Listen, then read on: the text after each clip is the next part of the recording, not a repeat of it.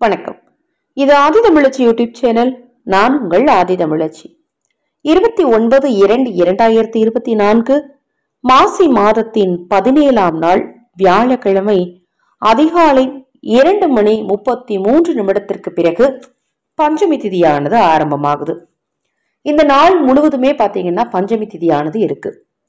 குபேர பஞ்சமி, வியாழக்கிழமை வரக்கூடிய பஞ்சமி குபேர பஞ்சமி அப்படின்னு அழைக்கப்படுது.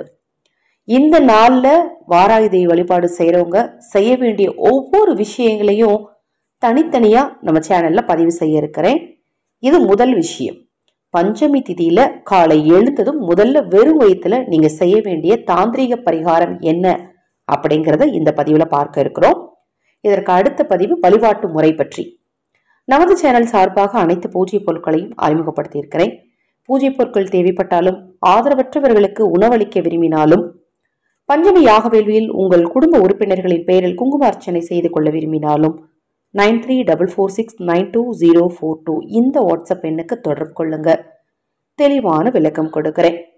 பஞ்சமி திதியில காலை எழுந்ததும் நீங்க செய்ய வேண்டிய தாந்திரிக பரிகாரத்துக்கு தேவையான பொருள், வெள்ளருக்கு இலை வேணும், இல்லைன்னா அரச இலை. இது இரண்டுமே கிடைக்காத பட்சத்துல வெற்றிலையை உபயோகப்படுத்திக்கோங்க. 3 இலைகள் வேணும். இதுல என்ன இலை கிடைத்தாலும் சரி, 3 இலைகள். வெள்ளருக்கு இலை கிடைச்சா 3, அரச இலை கிடைச்சாலும் 3, வெத்தலை கிடைச்சாலும் 3. எந்த இலை இதுல நீங்க எடுத்து யூஸ் பண்ண போறீங்க அப்படின்னாலும் முதல்ல காம்பை நீக்கிட்டு சுத்தமான தண்ணீர்ல கழுவிட்டு நல்லா தொடச்சு எடுத்து வச்சுக்கோங்க. காய்ந்த இலையா இருந்தா கூட தப்பே கிடையாதுங்க, தாராளமா பயன்படுத்தலாம். காலையில ஏஞ்ச உடனே குளிச்சுட்டும் செய்யலாம். இல்லைங்க நான் வழிபாடு செய்யறதுக்கு முன்னாடிதான் குளிப்பேன் அப்படிங்கிறவங்க காலையில எழுந்த உடனே கை கால்லாம் நல்லா கழுவிட்டு, முகம் கழுவிட்டு, காலையும் மூட்டு பகுதி வரைக்கும் கழுவிக்கோங்க. கையிலையும் கை மூட்டு பகுதி வரைக்கும் நல்லா கழுவிக்கோங்க. எந்த இடத்துல அமர்ந்தினாலும் செய்யலாம். பூஜையில அமர்ந்துதான் செய்யணும்னு கிடையாது. நீங்க எடுத்து வச்சிருக்கிற அந்த இலைகளை உங்க உள்ளங்கையில வைங்க.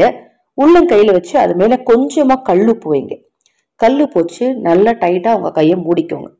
2 கையிலையும் சேர்த்து வச்சு 2 கையும் டைட்டா மூடிக்கிட்டாலும் சரி, இல்ல வலது கையில மட்டும் நீங்க இலைய வச்சு அது மேல கல்லுப்பு வச்சு டைட்டா மூடிக்கிட்டாலும் சரி. 5-8 நிமிடங்கள் கைகளை நீங்க திறக்க கூடாது. வடக்கு திசை நோக்கி அமர்ந்துக்கணும். வெறும் தரையில அமரக்கூடாது. கீழே ஏதாவது ஒரு துணி அல்லது துண்டு, போர்வை, பாய் ஏதாவது விரிச்சிட்டு உக்காந்துக்கோங்க. உங்க முன்னாடி ஒரு சொம்புல தண்ணீர் வச்சுக்கோங்க. இப்ப நீங்க கையில அந்த இலைகள்ல உப்பு வச்சிருக்கீங்க, கையை டைட்டா மூடி இருக்கீங்க. மனதார நீங்க வாராகி தேவிய பிரார்த்தனை செய்யணும். பஞ்சமி திதிக்கு நீங்க எதற்காக வழிபாடு செய்யறீங்களோ, என்ன நினைத்து என்ன வரம் கேட்டு வாராகி தேவிக்கு வழிபாடு செய்யறீங்களோ அது நடக்கணும் அப்படின்னு சொல்லி மனதார வேண்டிக்கோங்க. நிச்சயமாக வாராகி தேவியின் அருளை பெற்றவர்களுக்கு இந்த நேரத்துல, இந்த 8 நிமிடத்துல ஒண்ணு கண்களை மூடி இருக்கும் போது தீப ஒளி காட்சி தெரியும். இல்ல அப்படின்னா வராக ரூபம், இல்ல வாராகி தேவியினுடைய உங்க வீட்டுல இருக்கிற போட்டோவோ சிலையோ ஏதாவது ஒண்ணு கண்டிப்பா உங்கள் கண்களுக்குள் தெரியும். இந்த பரிகாரத்தை நீங்க அதிகாலையில பஞ்சமி திதி அன்னைக்கு செய்யும் போது கண்டிப்பா வாராகி தேவியை உங்களால பார்க்க முடியும். ஒரு 8 நிமிடம் கழித்து நீங்க அதெல்லாம் எடுத்து கால்படாத இடத்துல அப்புறப்படுத்திடணும். இலைகளை கால்படாத இடத்துல தூர போட்டுருங்க. அந்த உப்பை கரைச்சு கால்படாத இடத்துல ஊத்திடுங்க.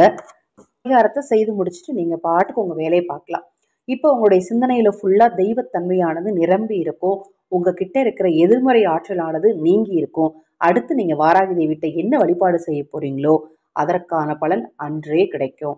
மிக எளிமையான பஞ்சமி திதி வழிபாட்டை பத்தி அடுத்த பதிவுல பார்க்கலாம். தொடர்ந்து நம்ம சேனலை பாருங்க. நான் இப்ப சொன்ன பதிவுல ஏதாவது சந்தேகம் இருந்தாலும் வாட்ஸ்அப்ல கேளுங்க. வாராகி தேவியினருள் உங்களுக்கும் உங்கள் குடும்பத்தாருக்கும் நிச்சயமாக கிடைக்கும். நல்லதே நடக்கும்.